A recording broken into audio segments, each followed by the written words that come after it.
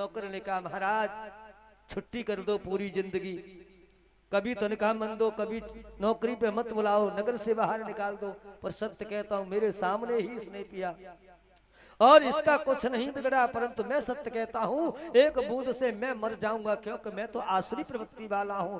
परंतु राजहट और राजा के सामने जैसे ही एक बूंद उस सैनिक ने पी प्रणंत हो गया। पर प्रहलाद मुस्कुरा रहे हैं।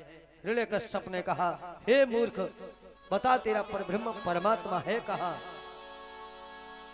प्रहलाद ने कहा चित्त की जाने मन की जाने, जाने सर्वस्व की चोरी है, ऐसे हूँ से कहाँ छुपाए बाके ही हाथ में डोरी है। हरि व्यापक सर्वस्त्र समाना, हरि व्यापक सर्वस्त्र समाना, प्रेम ते प्रकट होई में जाना। प्रेम से परमात्मा प्रकट होता है और तुम्हारे अंदर प्रेम है नहीं, भाव है नहीं, अरे तुम्हें दिखाई कैसे हो? हिरण्यकश्यप ने कहा कि अभी मैं तुझे मार सकता हूं। अपनी बहन को बुलाया जिसे आज सिंह का नाम से जानते हैं, जिसका नाम होलिका है, विद्युच्चवाह की पत्नी को यानी अपनी बहन को बुलाया। शीतला माता का चीर से मिला है, अग्नि सताएगी नहीं। प्रहलाद को गोदी में लेके बैठ गई।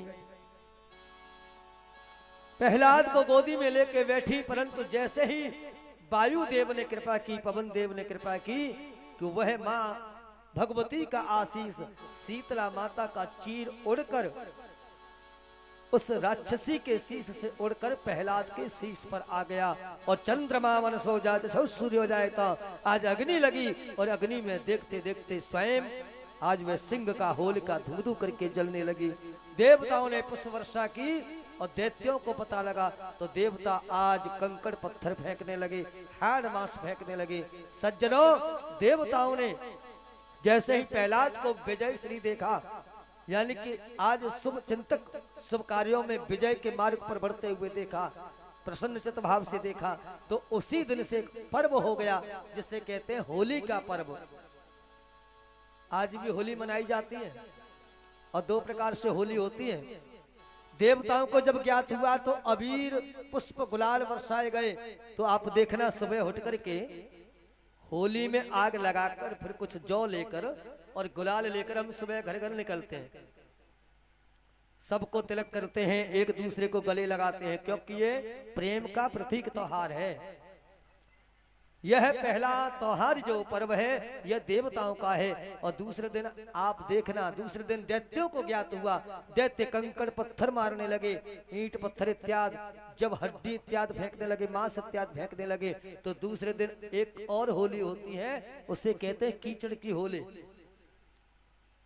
कोई सज्जन आदमी कीचड़ की होली नहीं खेलता है, पर कुछ लोग ऐसे महापुरुष हैं पूछो मती, कबू जिंदगी में नाली की तरफ ना गए होंगे, पर बाद ना तो ने घट में जाए तो सीधे बही में पड़े मिले, जय सिया राम, बही में पड़े मिले और बाह में खेले खूब होली। तो ये दो प्रकार की होली होती है, एक अबीर गुलाल से और एक कीचड़ इत्यादि से। तो कीचड़ की इत्यादि मानव संस्कृति कहती है कि हमें होली नहीं खेलनी चाहिए, क्योंकि हम देवज्ञ रूप से हैं, देवताओं के सानिध्य से हैं, देवताओं के साथ में, भक्तों के साथ में हैं। अब जो होली खेलते हैं वो अपना अपना निर्णय कर लेना कि तुम प्रहलाद के साथ में हो या हिरण्यकश्यप के साथ में हो। ये होली है तुम निर्णय करना। बोले भक्तवत्सल भगवान की। आज उसी दिन से होलिका मैया के जयकारे लगे, बोले होलिका मैया की। देखो संसार में एक पहली राक्षसी है, ऐसी एक प्रथम राक्षसी है जिसके जय घोष लगते हैं, जिसकी पूजा होती है। अन्यत्र आप बताओ कभी आपने किसी राक्षस की पूजा की? किसी की नहीं की, परंतु हाँ होलिका की पूजा की जाती है। क्यों? भक्त की शरणागत आने पर होलिका पवित्र हो गई थी। यह भक्ति का प्रभाव। अच्छे लोगों का प्रभाव यह है कि बुरे लोग भी यदि आ जाएं तो सामने वाले उसे क्षमा कर देते हैं। अरे भैया ये इतना अच्छा आदमी है, इसके साथ ये गलत थोड़ी रहेगा, इसके साथ गलत तो रह ही नहीं सकता। कहने का मतलब पवित्र मात्र से, स्पर्श मात्र से ही पाप क्षीण हो गए थे। इसलिए होलिका को वरदान दिया था देवताओं ने कि जगत संसार में आपकी पूजा होगी माता की तरह। तो यही कारण है होली का पर्व और होलिका की पूजा की जाती है। हिरण्यकश्यप के सामने प्रहलाद आए। प्रहलाद ने कहा, अरे तूने मेरी बहन को आज अग्नि के द्वारा नष्ट करा दिया, मैं तुझे जीवित नहीं छोड़ूंगा। खड्ग उठाया और जैसे ही खड्ग उठा करके मारना चाहते हैं, प्रहलाद ने कहा, पिताश्री अभी भी सोच लो, विचार लो। मैंने कहा अहम सर्वभूतेषु, प्रहलाद कहते अहम सर्वभूतेषु, परमात्मा हर कण कण में, हर क्षण क्षण में, हर जगह विद्यमान है। ऐसी कोई जगह नहीं है प्यारे जहां परमात्मा ना हो। संसार में रहो तो नारायण होंगे, ब्रह्मा होंगे, मरकट में जाओ तो महाकाल महाकाल होंगे, देवादेव महादेव होंगे। परमात्मा मिलेगा तुम्हें हर जगह, चाहे जगत में रहो, चाहे मरगट इत्यादि शमशान में चले जाओ।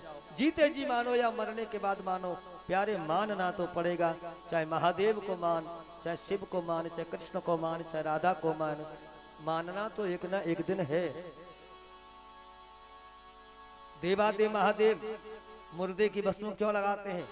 इसका यही कारण है कि जिसने नारायण नहीं माना, ब्रह्मा नहीं माना, और मरने के बाद वह पापी जब जाता है, लोग कहते हैं राम का नाम सत्य है, और मैं सत्य कहता हूं कि देखो उस अभागे को वह अंतिम नाम सुनाया जाता है। और जिस राम के नाम को सत्य बताते हुए उसे मेरे सानिध्य में जला दिया जाता है।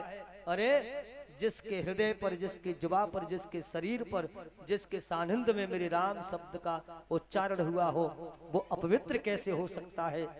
सज्जनों याद रखना, मुर्दे को भी राम समझ के भगवान धारण करते हैं, इसलिए भस्मी लगाई जाती है। प्रहलाद ने कहा कि भगवान इस खम्भ में, खड्ग में, तुझ में, मुझ में, सब में है। यही अज्ञानता का विषय है।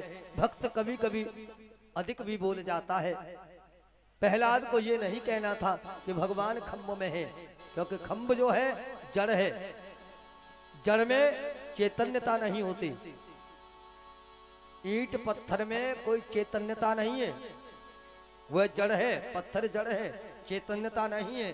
परंतु आज जैसे ही कहा कि खड्ग खम्भ में, यानी जड़ और चेतन एक समान है, इतना कहना ही गजब हो गया। हिरण्यकश्यप ने तलवार उठाई, मारना चाहा, देखते देखते नरसिंह भगवान प्रकट हो गए। बोली नरसिंह भगवान की। और नरसिंह भगवान ने शुभारंभ भरते हुए देवताओं के कार्य सिद्धि के लिए आज दोनों हाथों से पकड़ा, और पकड़ करके उसे बीचों बीच देहरी पर बिठा कर बोले, ना तू ऊपर है ना तू नीचे है, ना 12 महीने हैं, मलमास का महीना है, लौंद का महीना है। तिथियां अधिक घट जाएं, बढ़ जाएं, उन तिथियों को जोड़कर एक महीना बनाया जाता है। उसे कहते हैं लौंद का महीना, मलमास का महीना, अधिक मास का महीना, पुरुषोत्तम मास का महीना। तीसरी साल में जाकर के यह मलमास का महीना पड़ता है। लौंद का महीना जो होता है, अधिक मास का मतलब है अधिक एक महीना, मास यानी महीना, अधिक माने ज्यादा, यानी कि जोड़ जाड़ कर तिथियों को अवतरित करके मैंने तेरे लिए एक महीना बनाया। अब ये त्रयोदशी यानी 13वां महीना है। सिद्धांत मत शास्त्रोक्त हमारे यहाँ आज जो त्रयोदशी संस्कार करते हैं, त्रयोदशी संस्कार इसलिए ही करते हैं कि 12 महीनों में कोई देवज्ञ मरा हो, परंतु मान लो किसी दिन कोई अधर्मी मरा हो, त्रयोदश महीने में, लौद इत्यादि के महीने में, हमने कभी उसके लिए कुछ ना किया हो, तो इसके निमित्त हर आदमी का आज भी त्रयोदशी संस्कार होता है। त्रयोदश का मतलब होता है 13वें दिन। वो बात लगे तुम पर समय ना हो तो 10वां कर लो, 11वां कर लो, 12वां कर लो, वो बात अलग है। पर शास्त्रोक्त विधि से त्रयोदश संस्कार किया जाता है। और सुहागिन स्त्री इत्यादि अगर हो तो त्रयोदश, और सुहाग से परे हो तो 12 इत्यादि का भी किया जा सकता है। तो ये लोक रीति है संसार में।